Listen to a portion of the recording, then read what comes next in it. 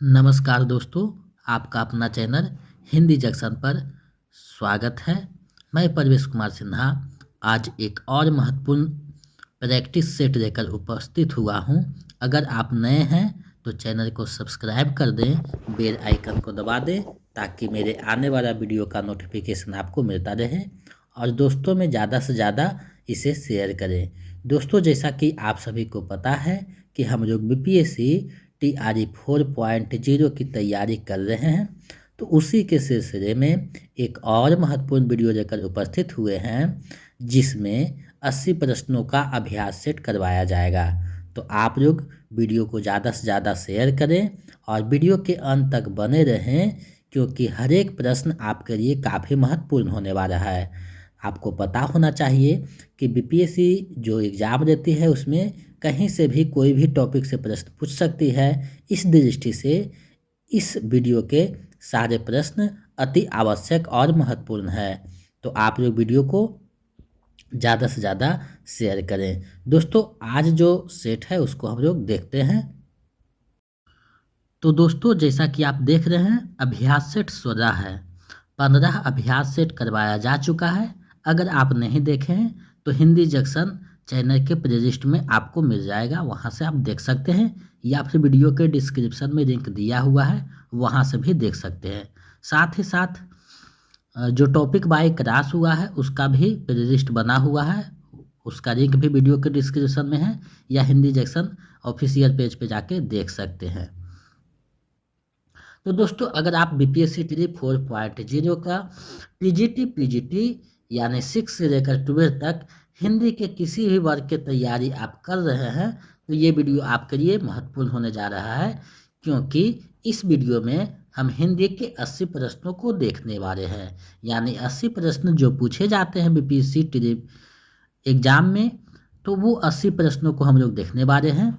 इसमें जो है 40 प्रश्न व्याकरण से रहेंगे और 40 साहित्य से रहेंगे, क्योंकि कभी साहित्य से ज़्यादा तो कभी व्याकरण से ज़्यादा प्रश्न पूछता है, तो हम लोग सभी को साथ लेकर चलने वाले हैं। तो आप लोग वीडियो को अच्छे से देखिए, और ये वीडियो जो है सभी एग्ज़ाम के लिए काफ़ी महत्वपूर्ण है, चाहे कोई भी स्टेट का पीजीटी एग्ज़ाम हो, टीजीटी एग्ज़ाम हो, या फिर केवीएस, ईएमआरएस या रेलवे में जो टीचर निकला है उसका एग्ज़ाम हो, या फिर यूजीसी नेट का एग्ज़ाम हो, क्योंकि यहाँ महत्वपूर्ण प्रश्नों को संग्रहित किया गया है। तो हिंदी से संबंधित कोई भी अगर आप एग्ज़ाम की तैयारी कर रहे हैं तो ये वीडियो काफ़ी महत्वपूर्ण होने वाला है। तो वीडियो के अंत तक एक एक प्रश्न को देखिए और 80 प्रश्न में कितना आपका सही होता है कमेंट करके हमें बताइएगा। तो आपकी जो तैयारी है वो यूजीसी नेट से टीजीटी जूनियर टीजीटी यानी 6 से लेकर यूजीसी नेट लेवल तक की जा रही है, सभी दृष्टि से महत्वपूर्ण है। 6 से 12 तक लिखने का मेरा तात्पर्य यह है कि तीनों वर्गों के एग्जाम में कहीं से भी प्रश्न पूछने के लिए आयोग जो है स्वतंत्र है, पूछ सकता है, पूछ रहा है।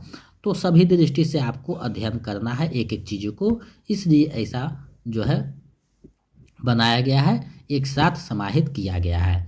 तो अगर आप बीपीएससी TRE 4.0 हिंदी विषय के तैयारी के लिए सोच रहे हैं या कर रहे हैं तो हमारे नोट्स, प्रैक्टिस सेट और प्रीवियस सेट की आवश्यकता है। तो हमारे नंबर 7261815307 पे 249 रुपया पेमेंट कीजिए किसी भी माध्यम से, गूगल पे, फ़ोनपे, पेटीएम, और उसका स्क्रीनशॉट लेकर हमें इसी नंबर पे व्हाट्सएप कर दीजिए। तो हम इधर से आपको नोट्स और प्रैक्टिस सेट, प्रीवियस सेट उपलब्ध करवा देंगे। अगर आप स्टेट की तैयारी के लिए सोच रहे हैं तो 199 रुपया दोनों पेपर के लिए आप भेज सकते हैं इसी नंबर पे, उसका भी नोट्स, प्रैक्टिस सेट उपलब्ध करवा दिया जाएगा। तो हिंदी जंक्शन चैनल के माध्यम से बहुत से लोगों ने, लगभग 4000 प्लस बच्चों ने सफलता पाया है। तो आगे आप भी पा सकते हैं, अपने लक्ष्य को प्राप्त कर सकते हैं। तो हिंदी जंक्शन पे बने रहिए, एक एक चीज़ों को देखिए। और हिंदी के लिए अगर मेरा नोट्स, प्रैक्टिस सेट, मेरा वीडियो अगर आप देखते हैं तो अलग से कोई भी पुस्तक लेने की आवश्यकता नहीं है, क्योंकि संपूर्ण तैयारी आपको मेरे चैनल पे करवा दिया जाएगा। तो इन सारे चीज़ों से जुड़ करके अपने तैयारी को बेहतर कर सकते हैं। तो जल्दी से सभी लोग जुड़ जाइए। चलिए हम लोग आगे बढ़ते हैं, आज के प्रश्नों को देखते हैं कि कैसा प्रश्न है और उसका हम लोग जवाब देंगे। इसी तरह जो है 80 प्रश्नों को देखने वाले हैं। लगभग 1 घंटा समय रहेगा, तो आप लोग अच्छे से तैयार होकर के व्यवस्थित हो जाएं और एक एक प्रश्नों को देखें, कॉपी पे नोट भी करते चलें, क्योंकि प्रत्येक प्रश्न जो है नोट करने से आपके जो है जेहन में बना रहता है। तो चलिए आज के प्रश्नों को देखते हैं बिना देर करते हुए। तो पहला प्रश्न आप लोगों के सामने है, इसको पढ़िए और जवाब दीजिए। जैसा कि आप देख पा रहे हैं, ये अभ्यास सेट 16 है। 15 अभ्यास सेट करवाया जा चुका है, प्लेलिस्ट बना हुआ है चैनल पे, वहाँ से देख सकते हैं, या वीडियो के डिस्क्रिप्शन में लिंक दिया हुआ है, वहाँ से भी देख सकते हैं। इस बार हम लोग 50 प्रैक्टिस सेट देखने वाले हैं। तो 50 प्रैक्टिस सेट बहुत होता है अपने आप में, तो आप समझ सकते हैं कि कितना हम लोग करने वाले हैं। और बीपीएससी में प्रैक्टिस सेट का ही ज़्यादा महत्व है, क्योंकि सीमित समय में उचित निर्णय लेना ही एग्जाम होता है। तो आप 5 विकल्पों को देख करके घबरा जाते हैं, तो उसका आदत आपको बन जाएगा 50 प्रैक्टिस सेट करने पर। और जो है तत्क्षण आप कैसे जो है क्विक एक्शन लेकर के विकल्पों का चयन करते हैं, आदत सी हो जाएगी। तो आपके लिए बीपीएससी का एग्ज़ाम थोड़ा जो है आराम हो जाएगा, प्रश्नों का भी रिवीजन हो जाएगा, टॉपिक पढ़ने से आपका जो है सारी तैयारी हो जाएगी। तो पहला प्रश्न आप लोगों के सामने है, किस इतिहास लेखक ने अपने इतिहास ग्रंथ में लगभग 5000 कवियों का विवरण दिया है? तो ये प्रश्न आपको पूछा गया है कि वे कौन से इतिहास लेखक थे हिंदी साहित्य के इतिहास ग्रंथ में, जिन्होंने लगभग 5000 कवियों का विवरण अपने ग्रंथ में दिया है। तो देखिए, वो जो रचनाकार थे, लेखक थे, वो मिश्र बंधुओं के नाम से जाना जाता है, जो 3 भाई थे।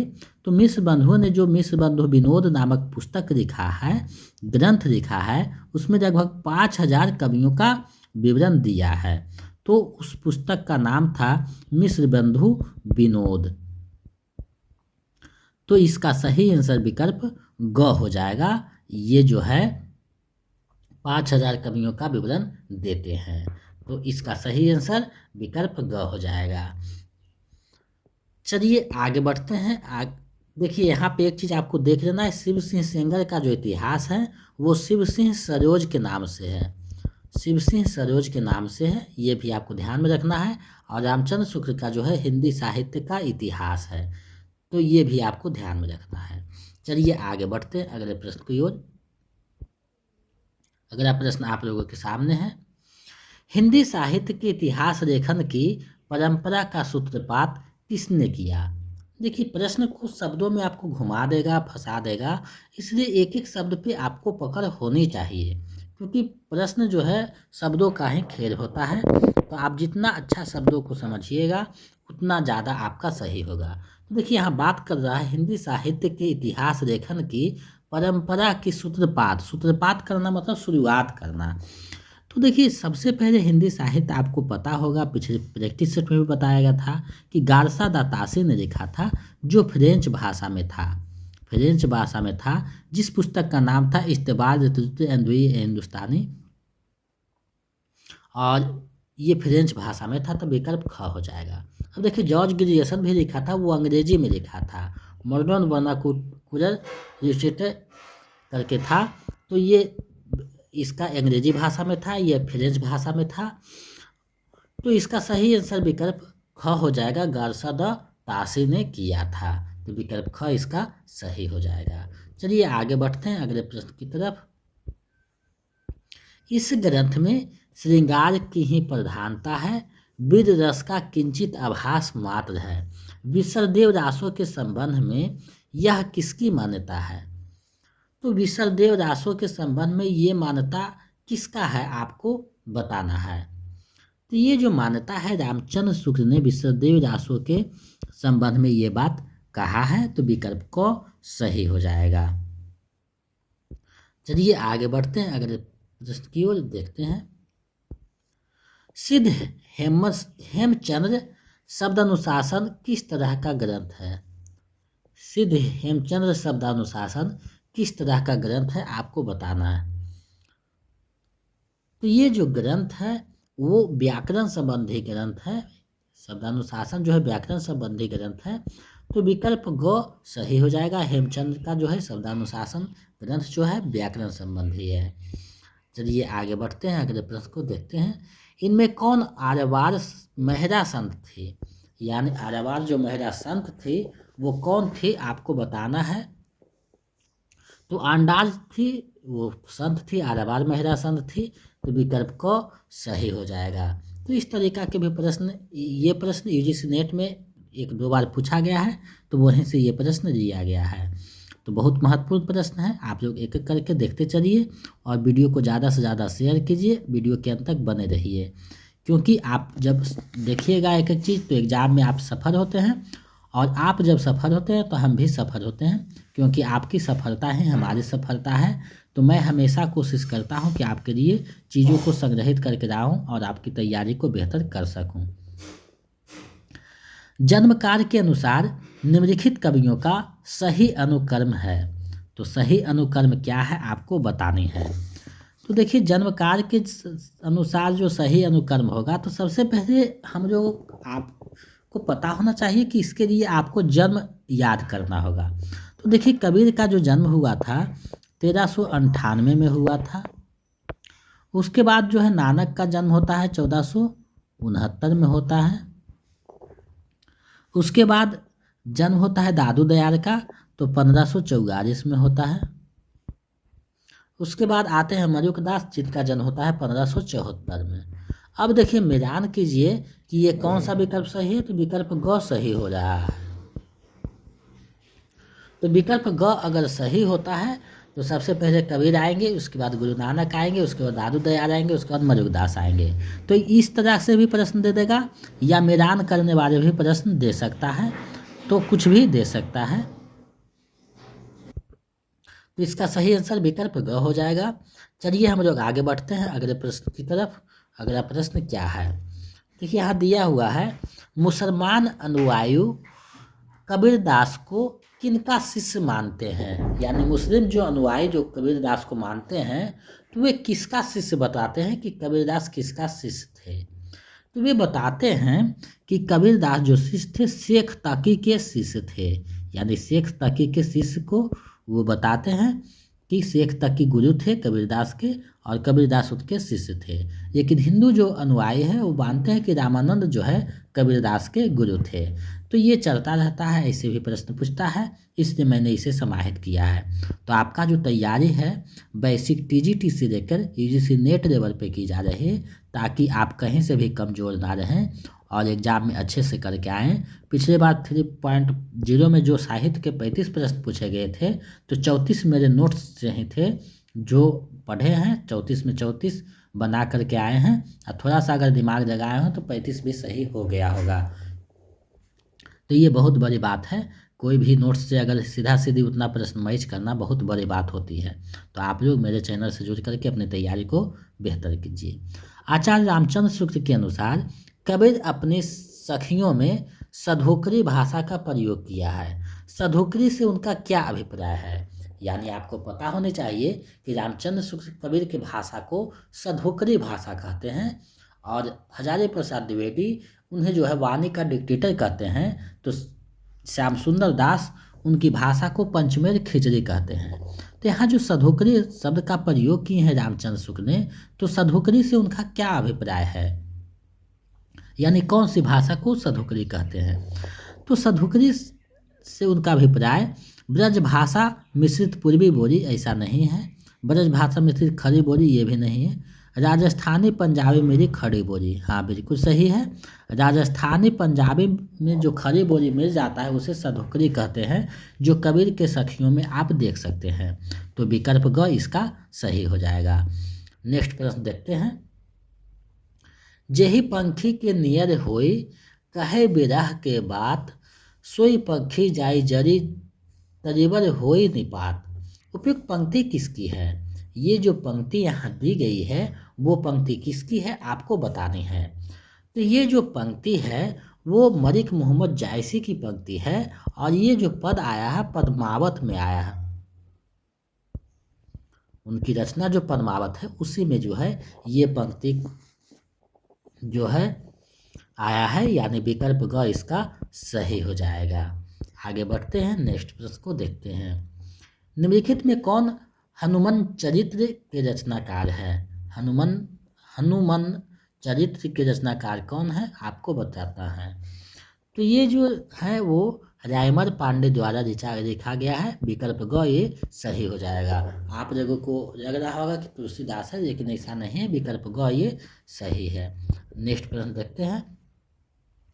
नाभादास कृत अष्टयाम पुस्तक में किसकी दिनचर्या का वर्णन किया गया है? आपको लग रहा होगा कि प्रश्न का स्तर थोड़ा सा बढ़ाए हैं, ताकि धीरे धीरे ऐसे ही स्तर बढ़ता जाएगा। नाभादास कृत अष्टयाम पुस्तक में किसकी दिनचर्या का वर्णन किया हुआ है? तो अष्टयाम जो पुस्तक है उसमें राम भगवान के, यानी विकल्प ख सही होगा, राम के जो है दिनचर्या का वर्णन किया गया है। अब अष्टयाम पुस्तक के रचनाकार नाभादास है, तो आपको स्पष्ट हो गया हो कि नाभादास राम भक्त कवि थे। तो इस तरीका से आप प्रश्नों को जोड़ने लगिएगा तो आपको समझ में आने लगेगा और ज़्यादा बेहतर समझ में आएगा। तो विकल्प ख इसका सही हो जाएगा। आगे बढ़ते हैं, अगले प्रश्न को देखते हैं। निम्नलिखित में कौन सी नंददास की कृति नहीं है? यहाँ नए ही शब्द है। प्रश्न को आप जब भी बनाइए आंसर, तो प्रश्न को अच्छे से पहले पढ़ लीजिए, क्योंकि जल्दी में आप लोग गलत करके भी आ सकते हैं और 1 नंबर माइनस होने का मतलब है कि आपके जो मेरिट बनने वाला है उसमें कुछ परेशानियां आ सकती है। तो 1-1 नंबर को बचा करके चलना है। तो देखिए, नहीं पूछ रहा है तो रूप मंजरी, मान मंजरी और विराह मंजरी तीनों रचनाएं जो है नंददास की है। तो नहीं पूछ रहा है, इसका मतलब उपयुक्त में से कोई नहीं हो जाएगा, क्योंकि तीनों रचनाएं इन्हीं का है। तो विकल्प अंग सही हो जाएगा। चलिए नेक्स्ट प्रश्न देखते हैं। निम्नलिखित में कौन सा युग्म संगत है? आपको बताना है कि कौन सा युग्म संगत है। तो देखिए, संगत का जहाँ भी बात आएगा तो आपको पता होनी चाहिए, अलंकार पंचशिका जो रचना है मतेराम का है, रस विलास चिंतामणि का है, विष्णु पद कीर्तन रसनिधि का है। तो तीनों के तीनों जो है संगत है। इसका सही आंसर उपयुक्त में से 1 से अधिक हो जाएगा। तो आप घ इसका सही कीजिएगा, सही आंसर है। तो 5 विकल्पों में घ और अंगा जो है बहुत ज़्यादा आपको परेशान करता है, तो उसी का हम लोग परीक्षित करेंगे ज़्यादा से ज़्यादा, तो अभ्यास होता चला जाएगा और आदत सा बन जाएगा। तो आप लोग वीडियो के अंत तक बने रहिए, एक एक चीज़ों को ध्यान से देखिए। बहुविध ची बनाए कै हरि रचियो क्रीड़ारास, जेहि ना इच्छा झुरबे की ऐसी बुद्धि के ही पास। उपयुक्त पंक्तियाँ किसकी है? ये जो पंक्तियाँ हैं वो किसकी है आपको बताना है। तो ये जो पंक्ति है ये कबीरदास का पंक्ति है। विकल्प क जो है सही हो जाएगा। कबीरदास जो है निर्गुणवादी कवि थे, ज्ञान मार्गी शाखा के। सूरदास जो है सगुणवादी कवि हैं और ये जो है कृष्ण भक्त कवि थे। तुलसीदास जो है सगुणवादी हैं, ये राम भक्त कवि हैं। तो ऐसे आप प्रश्नों को जोड़िए, जो ज़्यादा बेहतर होगा, समझ में आएगा। लाइव क्लास के लिए अगर डिजिटल बोर्ड रहता तो एक एक चीज़ों को हम बेहतर ढंग से बताते, क्योंकि यहाँ बताने में स्पेस जो है कम पड़ जाता है, तो ये हमें खेद है। चलिए आगे बढ़ते हैं। निम्नलिखित काव्य कृतियों में से किसकी रचना मीराबाई नहीं की है? यानी आपको बताना है इनमें से किस कृति की रचना मीराबाई नहीं की है, यानी मीराबाई की रचना कौन सी नहीं है आपको बतानी है। तो देखिए, मीराबाई की जो रचना नहीं पूछ रहा है, तो गीत गोविंद टीका मीराबाई की रचना है, राग गोविंद मीराबाई की रचना है, नारसी जी का मायरा ये भी मीराबाई का है। तो तीनों रचनाएं मीराबाई की है। तो इसका सही आंसर जो है अंगा हो जाएगा, क्योंकि नहीं पूछ रहा है, तो पिक में से कोई नहीं हो जाएगा। आगे बढ़ते हैं, नेक्स्ट प्रश्न को देखते हैं। जन्म कार्य के अनुसार निम्नलिखित रचनाकारों का सही अनुक्रम क्या है? अब देखिए, सही अनुक्रम के अनुसार आपको इसको सजाना है। तो सबसे पहले हम देखते हैं केशवदास का जन्म कब हुआ। तो 1555 में इनका जन्म होता है। बिहारी का जन्म होता है 1595 में। मतीराम का जो जन्म होता है 1617 में होता है और घनानंद का जन्म जो होता है 1673 में होता है। तो आप देख रहे होंगे विकल्प को सही हो जाएगा। तो ये जन्म भी पूछा जाता है, तो इसको आप ध्यान में अगर रखिएगा तो महत्वपूर्ण का जो है जन्म जो है वर्ष हम बता दिए हैं। इसको आप कॉपी पर नोट करके या कहीं नोट करके इसको ध्यान में रखिएगा, क्योंकि जिसे नेट में भी पूछा जाता है इस तरीका से प्रश्न, और यहाँ भी आपको पूछा गया है और आगे एग्जाम में भी पूछा जा सकता है। तो आप लोग इसको ध्यान में रखिएगा।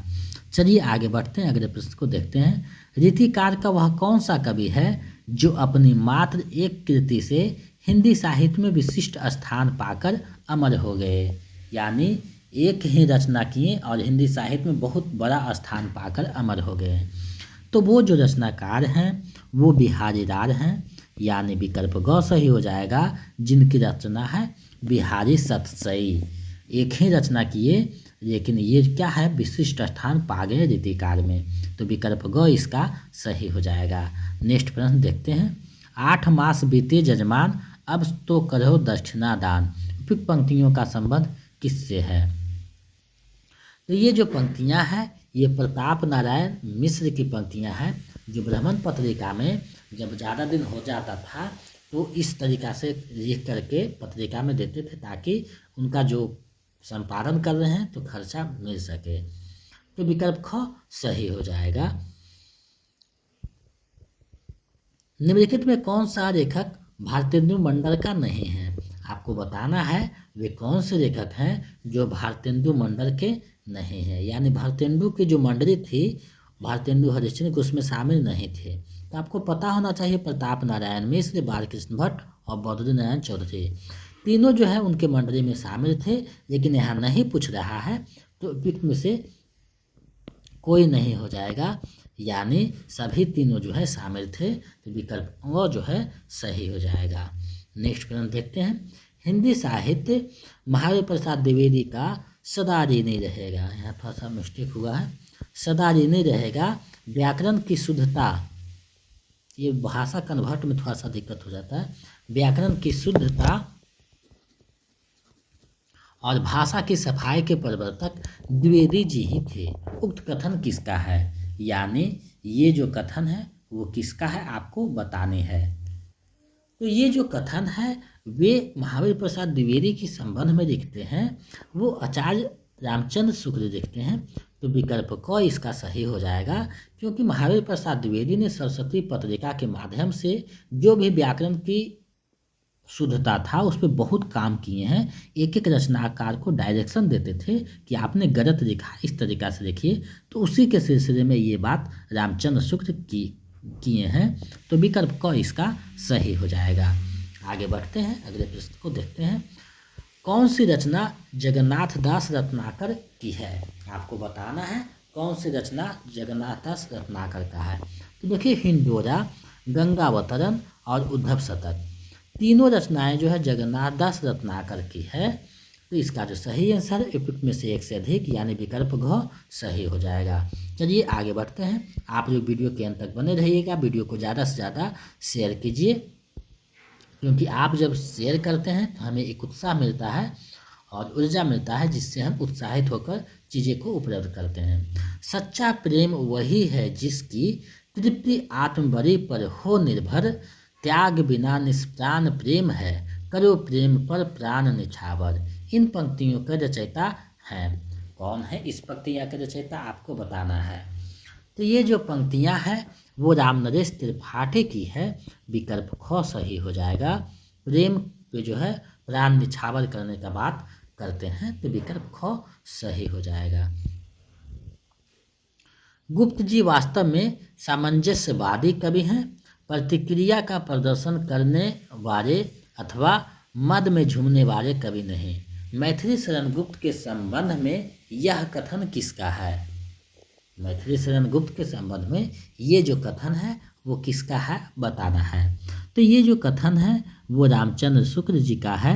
विकल्प ग सही हो जाएगा।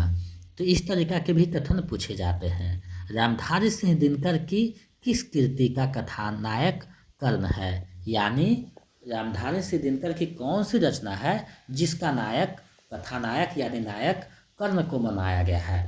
तो देखिए रामधारी सिंह दिनकर हिंदी साहित्य में विशिष्ट स्थान रखते हैं। तो इनकी रचना जो रश्मि रथी है उसका कथानायक जो है कर्ण है। तो विकल्प को सही हो जाएगा। अब हम लोग देखते हैं कि रश्मि रथी का प्रकाशन कब हुआ। तो 1952 में होता है उसका प्रकाशन। उर्वशी का होता है 61 में और कुरुक्षेत्र का होता है 1946 में। तो ये ध्यान में रखना है, सजाने के लिए भी दे देता है। चलिए आगे बढ़ते हैं। मानव अथवा प्रकृति के सूक्ष्म किंतु व्यक्त सौंदर्य में आध्यात्मिक छाया का भान मेरे विचार में छायावाद की सर्वमान्य व्याख्या हो सकती है। छायावाद संबंधी यह कथन किसका है? छायावाद के संबंध में यह कथन किसका है आपको बताना है। तो ये जो कथन है वो नंद दुलारे वाजपेयी का कथन है। विकल्प ख सही हो जाएगा। इन्होंने ही ये बातें की है। तो विकल्प ख सही हो जाएगा। आगे बढ़ते हैं। निम्नलिखित में से जयशंकर प्रसाद द्वारा रचित काव्य है।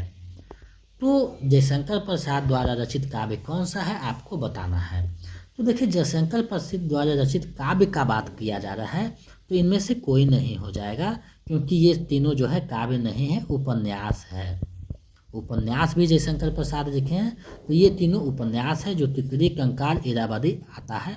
इरावती जो है, इरावदी कहीं कहीं देता है इरावदी। तो इसका जो प्रकाशन हुआ था वो अधूरा रह गया था, यानी ये अधूरा उपन्यास है जयशंकर प्रसाद का, जिसे बाद में पूरा करके इसको प्रकाशित किया गया है। तो इसका सही आंसर विकल्प अंग हो जाएगा। चलिए आगे बढ़ते हैं। काम अध्यात्म की समस्या निम्नलिखित में से किस रचना में उठाई गई है? यानी काम अध्यात्म की जो समस्या है वो किस रचना में उठाई गई है आपको बतानी है। तो काम अध्यात्म की जो समस्या है वो आपको पता होनी चाहिए, उर्वशी में दिखाई गई है, यानी विकल्प ग सही हो जाएगा, जिसके रचनाकार रामधारी सिंह दिनकर हैं और इसके लिए इन्हें ज्ञानपीठ पुरस्कार मिला था। तो विकल्प ग सही हो जाएगा। आत्मजयी कुंवर नारायण की रचना है। संशय की एक रात जो है नरेश मेहता की रचना है। ये ध्यान में रखिएगा। आगे बढ़ते हैं, अगले प्रश्न को देखते हैं। स्थापना है और तर्क दिया हुआ है, उससे संबंधित ये प्रश्न। देखिए ऐसा प्रश्न TRE 1 में पूछा गया था, तो हो सकता है 4 में पूछा जाए, तो कहा नहीं जा सकता। इसे सभी दृष्टि से आपको महत्वपूर्ण चीज़ों को यहाँ समाहित किया गया है और UGC नेट में ऐसा प्रश्न ज़्यादा देखने को मिलता है। तो इसलिए एक एक प्रश्न को आपका अभ्यास करवाया जा रहा है, ताकि कहीं से आप कमज़ोर नहीं रहें और कोई भी प्रश्न वहाँ जब पूछे तो आप अच्छे से समझ करके एग्ज़ाम दे करके आ सकें, अपना रिजल्ट पक्का कर सकें। तो सबसे पहले स्थापना देखते हैं। प्रगतिवाद की मूल स्थापना सैद्धांतिक रूप से प्रगतिशील थी। अब तर्क दिया है क्योंकि उसका लक्ष्य भौतिक यथार्थवाद के आधार पर निर्मित मूल्यों को प्रतिष्ठित करना था। अब दोनों के आधार पर देखना है कि सही है या गलत है। तो आप देख रहे हैं कि प्रगतिवाद का मूल प्रगतिशील था, बिल्कुल सही है, और भौतिक यथार्थवाद यानी जो देखते थे वो लिखते थे, तो बिल्कुल सही है। तो दोनों के दोनों सही हैं। तो विकल्प क इसका सही आंसर हो जाएगा। आगे बढ़ते हैं अगले प्रश्न की तरफ। निम्नलिखित में कौन सी रचना सर्वेश्वर दयाल सक्सेना का है? सर्वेश्वर दयाल सक्सेना का रचना कौन सा है आपको बताना है। तो देखिए पागल कुत्तों की मसीहा, काठ की घंटियाँ, खुटियों पर टंगे लोग, तीनों जो रचनाएं हैं वो सर्वेश्वर दयाल सक्सेना की है रचना है। तो इसका जो सही आंसर है विकल्प घ हो जाएगा, उपयुक्त में से एक से अधिक। चलिए आगे बढ़ते हैं अगले प्रश्न की तरफ। निम्नलिखित में कौन सा सुमेलित नहीं है? यहाँ देखिए नहीं पूछा है। सन्नाटा भवानी प्रसाद मिश्र की रचना है। कर सुनना मुझे धूमिल की रचना है। सात गिसवर्ष जो है धनवीर भारती की रचना है। और यहाँ सुमेलित नहीं है पूछा है, तो उपयुक्त में से कोई नहीं हो जाएगा, क्योंकि तीनों के तीनों सुमेलित हैं। तो विकल्प अंग सही हो जाएगा। तो इस तरीका से ये विकल्प आपको फंसाता है, तो इसको आप देखते चलिएगा, आदत बनाते चलिएगा। नाटकों को उनके रचनाकारों के साथ सुमेलित कीजिए। यानी यहाँ नाटक दिए हुए हैं और नाटककार हैं, अब सुमेलित करना है कि कौन से नाटक किसका है। तो कोणार्क जो है वो आप देख रहे हैं कि जगदीश चंद्र माथुर का है। अंधा युग जो है धर्मवीर भारती का है। उसके बाद देखिए अंधा कुआं आया है, तो अंधा कुआं जो है वो लक्ष्मी नारायण रार का है। चक्रव्यूह लक्ष्मी नारायण मिश्र का है। तो लक्ष्मी नारायण मिश्र और रार में जो है फर्क है, ये ध्यान से आप देखेंगे, इसलिए ये प्रश्न को यहाँ दिया गया है। तो इसको आप अगर सही से दे मिलाए हैं तो समझ में आ रहा है, विकल्प ख सही हो जाएगा। विकल्प ख इसका सही आंसर है। तो इस तरीका से भी प्रश्न रहता है, तो इसे ध्यान में रखिएगा। बहुत महत्वपूर्ण नाटक है जो आपको पूछा जाता है। चलिए आगे बढ़ते हैं। रंगमंच नाटक के अनुकूल होना चाहिए, ना कि नाटक रंगमंच के अनुकूल। यह कथन किसका है? यानी इनका कहना है कि रंगमंच नाटक के अनुकूल होना चाहिए, ना कि नाटक रंगमंच के अनुकूल। तो ये जो कथन है वो जयशंकर प्रसाद का कथन है। विकल्प ग सही हो जाएगा।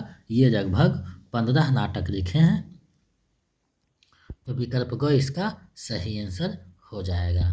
आगे बढ़ते हैं। निपुणिका हजारी प्रसाद द्विवेदी के किस उपन्यास का पात्र है? तो निपुणिका को जो है नोनिया भी कहा जाता है। तो ये किस उपन्यास का पात्र है आपको बताना है। तो ये जो निपुणिका आया है वो बाण भट्ट की आत्मकथा में आया है। विकल्प क सही हो जाएगा। पुनर्नवा अनामदास का पोथा और एक है चारू चंद्र रेखा। तो ये जो रचनाएं हैं चारू हजारी प्रसाद द्विवेदी का उपन्यास है, ये भी ध्यान में रखिएगा। और प्रश्न का सही आंसर विकल्प क हो जाएगा। आगे बढ़ते हैं। निम्न में असंगत का चयन कीजिए। निम्न में से असंगत का चयन करना है। तो रंगभूमि जो है मुंशी प्रेमचंद का है, बिल्कुल सही है। बूंद और समुद्र अमित नागर का है, बिल्कुल सही है। तितली वृंदावन राज वर्मा का नहीं है, जयशंकर प्रसाद की रचना ऊपर में बताया गया है। तो ये जो है असंगत है, तो विकल्प ग इसका सही आंसर हो जाएगा, क्योंकि तितली जो उपन्यास है जयशंकर प्रसाद का है। चलिए नेक्स्ट प्रश्न देखते हैं। 11 वर्ष का समय कहानी के लेखक हैं। कौन है इस कहानी के लेखक आपको बताना है। तो ये जो कहानी है उसके जो रचनाकार हैं वो रामचंद्र शुक्ल जी हैं। विकल्प ग सही हो जाएगा, जिसका प्रकाशन 1903 ईस्वी में होता है। तो विकल्प ग सही हो जाएगा। आगे बढ़ते हैं। असंगत को चुनिए। अब देखिए यहाँ कहानी है और उसके रचनाकार दिए हैं, तो कौन सा असंगत है उसको आपको चुनना है। तो कफन देखिए मुंशी प्रेमचंद का कहानी है, बिल्कुल सही है। त्रिक्ष जो है उदय प्रकाश का कहानी, ये भी सही है। उषा प्रियमंदा का वापसी कहानी, ये भी सही है। तो तीनों के तीनों सही है। और यहाँ असंगत पूछा है, तो असंगत कोई भी नहीं है, रिपीट में से कोई नहीं हो जाएगा। विकल्प अ सही हो जाएगा। चलिए आगे बढ़ते हैं। जितनी सफलता भारतेंदु युग के लेखकों को निबंध रचना में मिली, उतनी कविता और नाटक में नहीं मिली। यह कथन किसका है? ये जो कथन है वो किसका है आपको बताना है। तो ये जो कथन है रामविलास शर्मा का ये कथन है। रामविलास शर्मा ऐसा बात किए हैं, तो विकल्प ग सही हो जाएगा। नाखून क्यों बढ़ते हैं हजारी प्रसाद द्विवेदी के किस निबंध संग्रह में सम्मिलित है?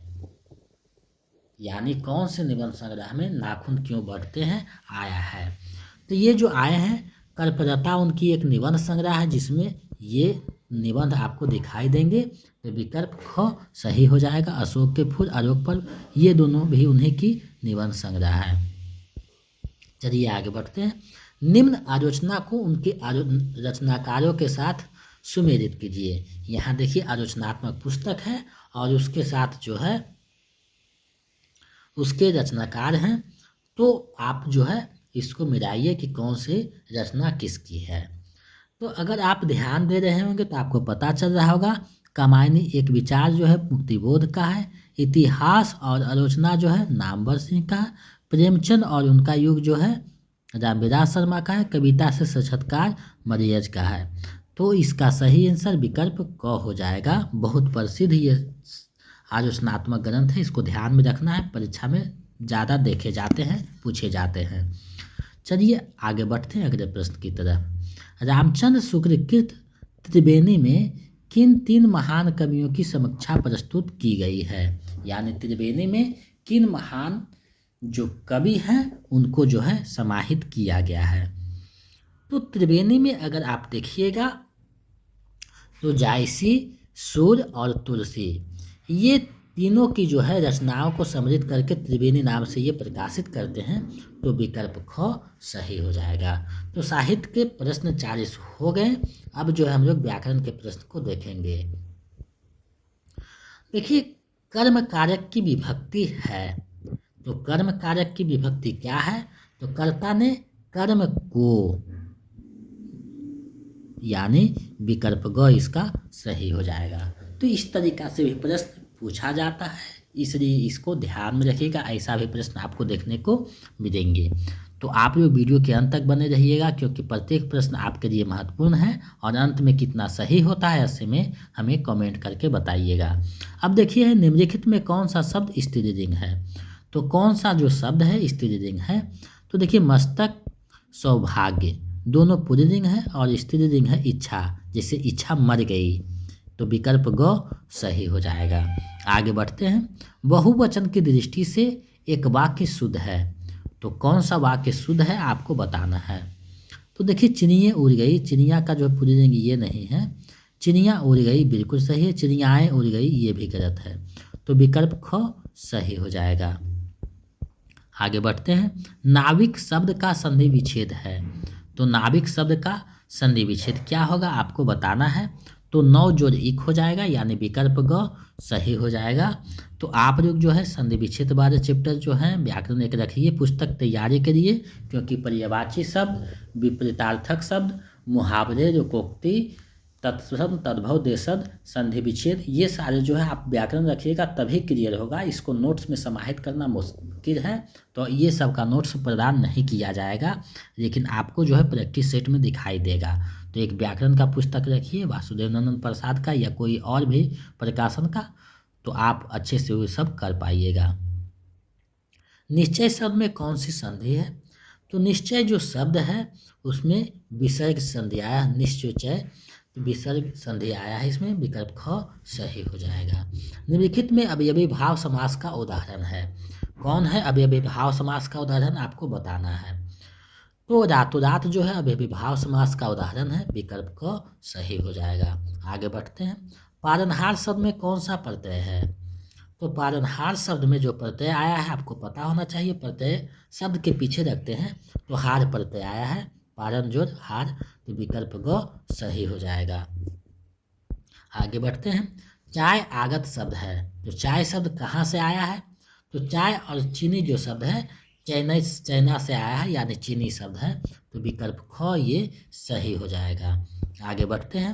निम्नलिखित में से एक सूर्य का पर्यायवाची शब्द है। तो सूर्य का पर्यायवाची शब्द कौन है आपको बताना है।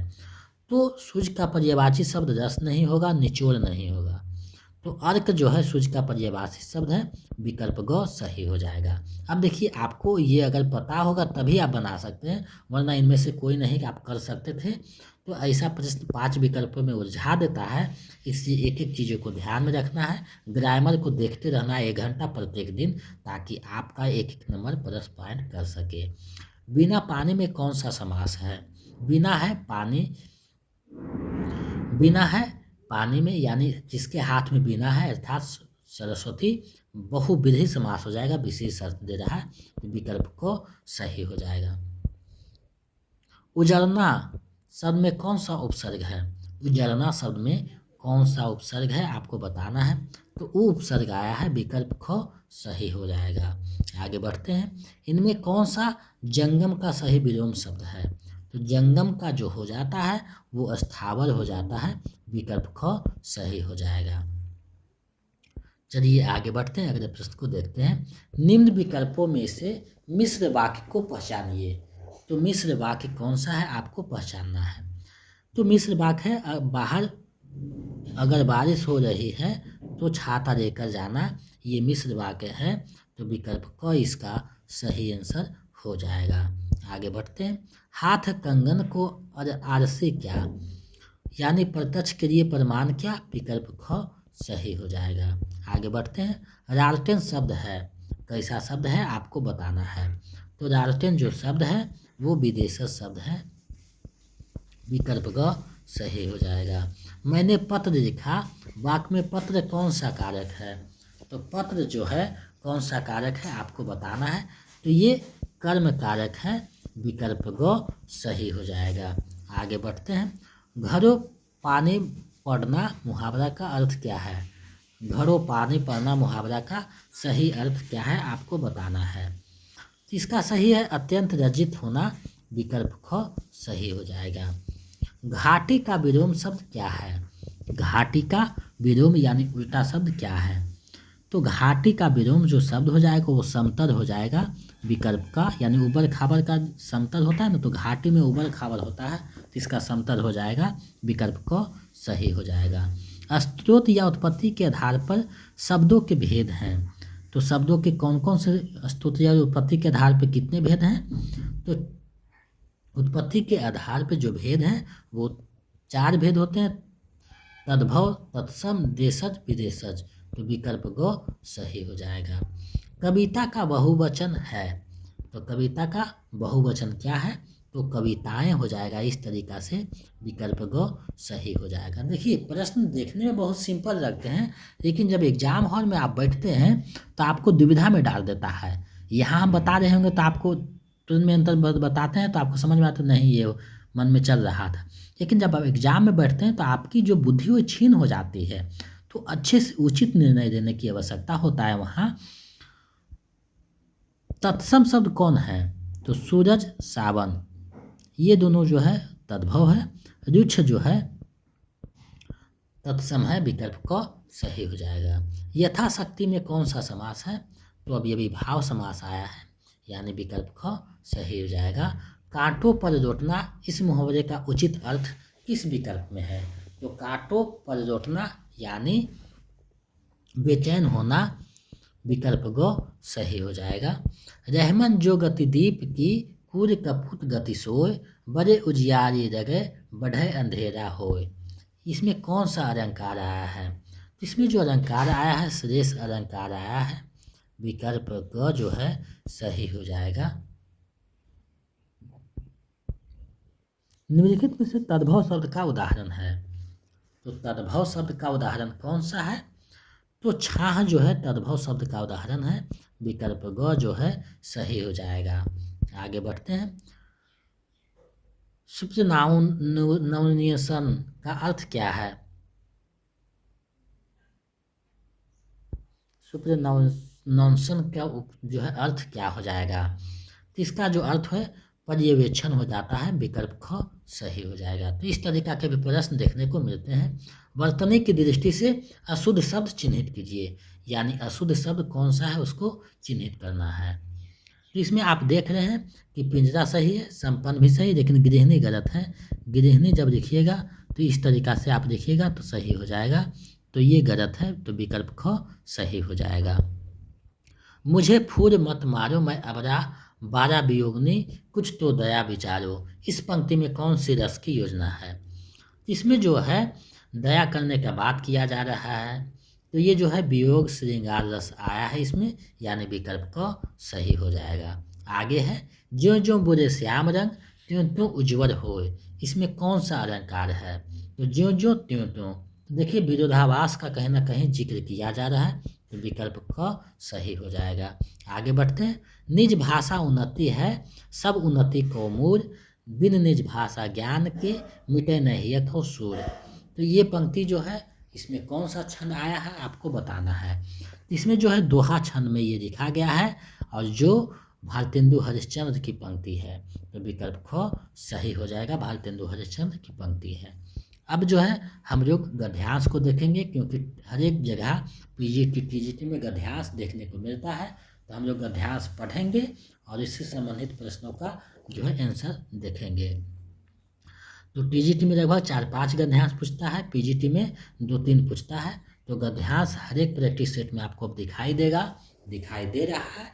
इसी तरीका जो है हम लोग 50 लगभग प्रैक्टिस सेट करने वाले हैं प्रीवियस सेट में जा करके, तो आपको देखना है कि कैसे आप इसको अटेम्प्ट करते हैं।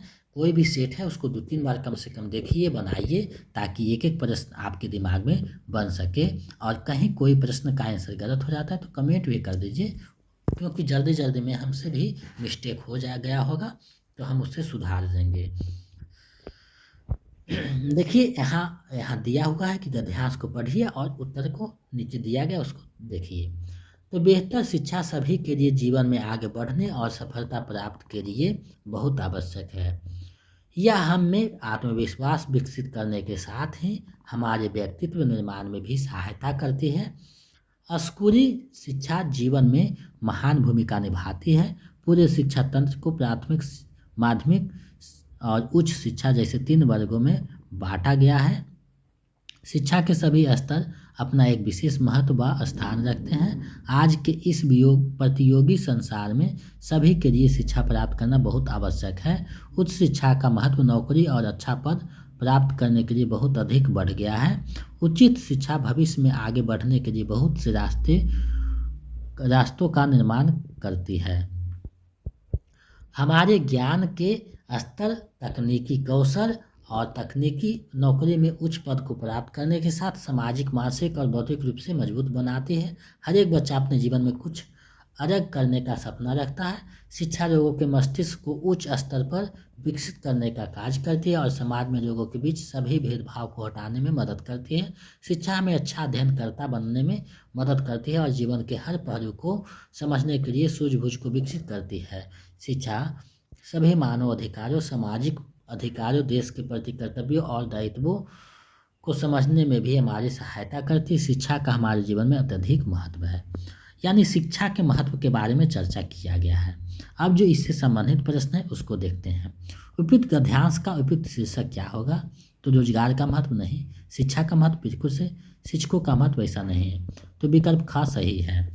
गद्यांश में आप एक चीज ध्यान में रखिए कि जो कहता है गद्यांश में उसी को यहाँ प्रश्नों में देख करके टिक करना है, अपना मन से कोई चीज नहीं देखना है। तो शिक्षा के माध्यम से क्या विकसित करने में सहायता मिलती है? तो आत्मविश्वास विकसित करने में, तो विकल्प ग सही हो जाएगा। आगे बढ़ते हैं। उच्च शिक्षा क्या प्राप्त करने में सहायक है? तो उच्च शिक्षा नौकरी पाने में सहायक है। नौकरी और उच्च पद, तो उच्च पद तो नहीं यहाँ दिया गया, तो नौकरी हो जाएगा, यानी विकल्प को सही हो जाएगा। आगे बढ़ते हैं। हर एक बच्चा क्या सपना रखता है? तो हर एक बच्चा कर्तव्य पालन का, ऐसा नहीं कहा गया है, अनुशासन पालन का, ऐसा नहीं है, जीवन में कुछ अलग करने का बात किया गया है, तो विकल्प को सही हो जाएगा। पूरे शिक्षा तंत्र को कितने भागों में बांटा गया है? तो 3 भागों में बांटा गया, प्राथमिक, माध्यमिक और उच्च शिक्षा, तो विकल्प जो ख है सही हो जाएगा। तो अगर आप गद्यांश पढ़ते हैं, पहले समझ लेते हैं, तो कहीं भी कोई दिक्कत नहीं होगा। अब जो है दूसरा गद्यांश है, इससे 5 प्रश्न रहेंगे, इसको भी हम लोग देखते हैं और इससे संबंधित जो प्रश्न है उसको हम लोग देखेंगे। तो श्रद्धा एक सामाजिक भाव है। इससे अपनी श्रद्धा के बदले में हम श्रद्धेय से अपने लिए कोई बात नहीं चाहते। श्रद्धा धारण करते हुए अपने को उस समाज में समझते हैं जिसके किसी अंश पर चाहे हम व्यष्टि रूप में उसके अंतर्गत ना भी हों, जानबूझकर उसने को शुभ प्रभाव डाला हो, उसने कोई शुभ प्रभाव डाला हो। श्रद्धा स्वयं ऐसे कर्मों के प्रतिकार में होती है जिनका शुभ प्रभाव अकेले हम पर नहीं बल्कि सारे मनुष्य समाज पर पड़ सकता है। श्रद्धा एक ऐसी आनंदपूर्ण कृतज्ञता है जिसे हम केवल समाज के प्रतिनिधि रूप में प्रकट करते हैं। यानी श्रद्धा के बारे में बात किया गया जा रहा है, यानी श्रद्धा की महत्व को दिखाया जा रहा है यहाँ पे। सदाचार पर श्रद्धा और अत्याचार पर क्रोध या घृणा प्रकट करने के लिए समाज में प्रत्येक व्यक्ति को प्रतिनिधित्व प्रदान कर रखा है। यह काम उसने इतना भारी समझा है कि उसका भार सारे मनुष्यों को बांट दिया है, 2-4 माननीय लोगों के ही सर पर नहीं छोड़ रखा है। जिस समाज में सदाचार पर श्रद्धा और अत्याचार पर क्रोध प्रकट करने के लिए जितने भी अधिक लोग तत्पर पाए जाएंगे, उतना वह समाज जागृत समझा जाएगा।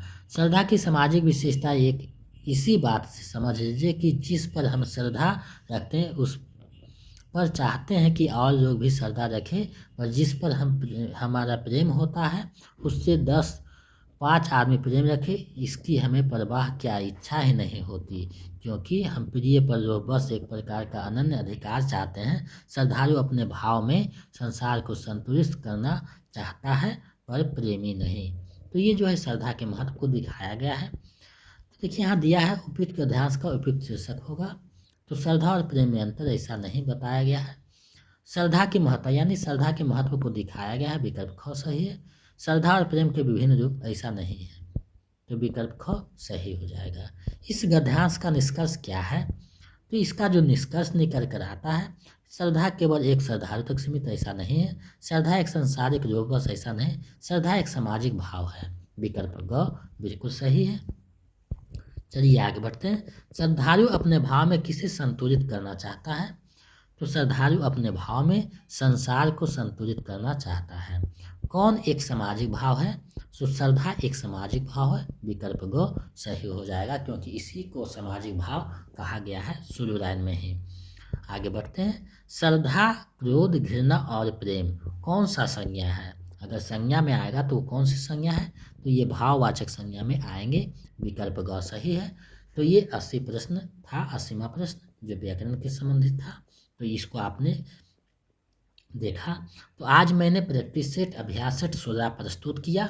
हमें आशा है, नहीं विश्वास है कि ये आपकी तैयारी में महत्वपूर्ण भूमिका निभाएगा। और इसी तरह आगे और भी अभ्यास सेट, लगभग 50 अभ्यास सेट करवाया जाएगा। तो अगर आप कोई भी स्टेट का पीजीटी, टीजीटी एग्ज़ाम का तैयारी कर रहे हैं या फिर बीपीएससी 4.0 का कर रहे हैं, तो आपके लिए महत्वपूर्ण अभ्यास सेट ये माना जाएगा।